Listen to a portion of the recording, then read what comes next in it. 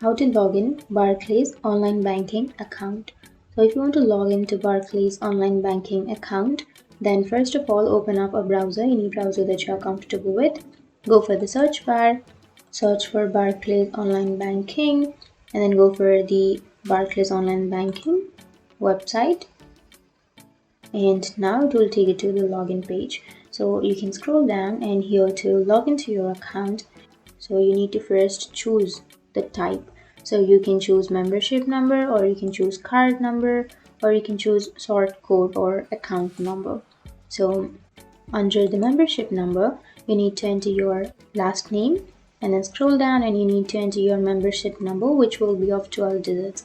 And after that, if you want to save your information, then you can click on this box and then click on continue, so that you will be logged in. But if you want to go for the card number, then select that, and then you need to enter your last name and your card number, which is of 16 digits. And you can click on continue so that you can log in. But if you want to enter your sort code or account number, then enter your last name and then enter your sort code, and you need to enter your account number. And after entering your account number, click on continue and you will be logged in. So there were 3 steps to log into your account on online banking of Barclays, and that's how you log in. And if you have any questions, feel free to comment below. Thanks for watching.